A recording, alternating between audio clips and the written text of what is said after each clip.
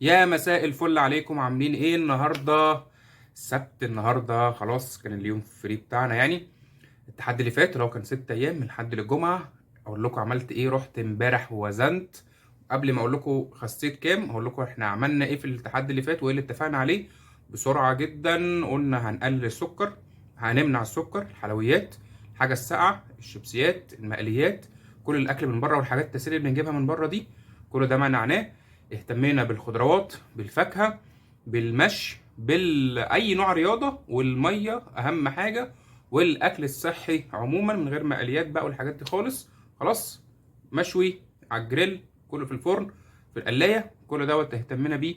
الاسبوع اللي فات خسينا قد ايه؟ خسينا برضو هو 1 كيلو، وده زي ما احنا عارفين حاجه صحيه جدا. ودي حاجه بصراحه بسطاني جدا. احنا بننزل من الدهون مش من العضلات، ودي حاجه مهمه جدا. احنا بنهتم اللي احنا ننزل يكون صحتنا كويسه، مش بنخس وخلاص في الاخر نلاقي صحتنا بقت ايه يعني. بعد الشر عليكم تبقى فيها مشكله. خلاص طيب، هنبدا ان شاء الله تحدي جديد بكره. احنا شوف احنا عملنا تحديات كتير قبل كده. خلاص، الناس بقى اللي هي مش متشجعه، الناس اللي مكسله، ليه مكسلين؟ ليه مش متشجعين؟ اهو بناخد يوم فري اهو وبنعمل فيه اللي احنا عايزينه. تمام، واللي عايز ياكل اللي هو عايزه، وجبه نفسه فيها، نفسه في اكله من بره، مفيش مشكله، هاتوا وانبسطوا. بس هو مره واحده في الاسبوع حلو قوي. خلاص، هنبدا بكره تحدي تاني. خلاص، هنبدا تحدي جديد برضو 6 ايام.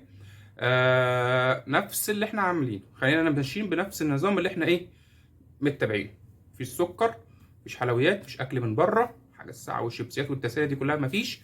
نهتم بالخضروات، الفاكهه، اي نوع رياضه. خلاص، حتى لو قلنا شغل في البيت، حركه في البيت، الميه اهم حاجه، والاكل الصحي بتاعنا اللي احنا خلاص بقينا نتعود عليه.